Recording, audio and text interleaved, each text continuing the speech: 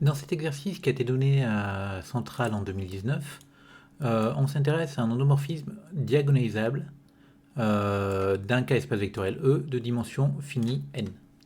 On vous demande de démontrer que cet endomorphisme diagonalisable a une valeur propre distincte si et seulement si il existe V dans E, tel que V, F de V, Fn de V, Fn-1 de V, pardon, soit une base de E. Donc on doit démontrer l'équivalence entre ces deux choses-là. Donc on va partir du principe que quand même on sait au départ que F est diagonalisable. Donc il existe une base B égale E1, En formée de vecteurs propres de F.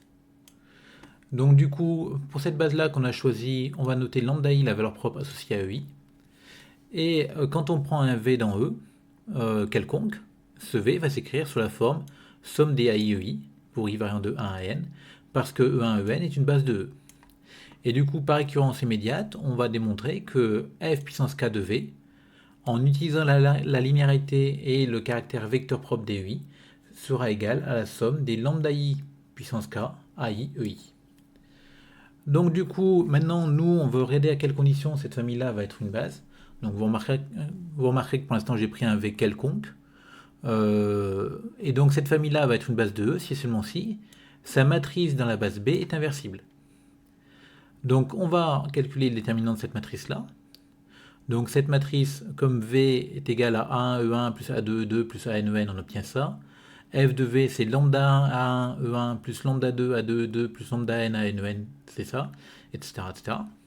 Et donc on va factoriser toute la première ligne par A1, la deuxième ligne par A2, la nème ligne par AN, et ainsi ça nous fait apparaître un déterminant de A sous la forme A1 fois 2 fois N, fois ce déterminant qui est ici, et dans ce déterminant-là, on reconnaît un Vandermonde.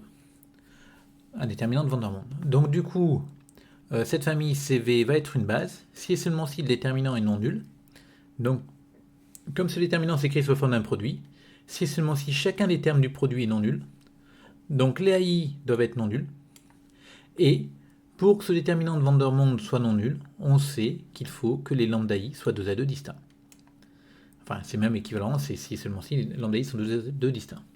Donc du coup, ma famille CV sera une base si et seulement si on a ces deux conditions-là qui sont réalisées simultanément. Donc, alors maintenant on va revenir à notre problème. Imaginons que cette famille-là soit une base, que CV soit une base. Alors, enfin, qu'il existe un V tel que cette famille soit une base. Alors dans ce cas-là, comme c'est une base, on va obtenir que les lambda i sont 2 à 2 distincts, et donc f a bien n valeurs propres distinctes. Pardon, ici f a une valeur propre distincte. Dans l'autre sens, si on suppose que f a une valeur propre distincte, est-ce qu'on va pouvoir former une famille comme ça qui soit une base? Cette deuxième condition sera automatiquement réalisée. Il ne reste plus qu'à réaliser la première condition pour que ça marche, cette condition au-dessus là, celle-ci. Donc pour réaliser celle-ci, il suffit de choisir les AI tous non nuls. Et donc je vais prendre par exemple tous les AI égaux à 1. Donc en prenant le vecteur V égale la somme des UI, l'étude que j'ai faite au-dessus me permet d'affirmer que CV va être une base de E. Et donc on a bien l'équivalence souhaitée, parce qu'on a trouvé un vecteur V de E tel que ce soit une base.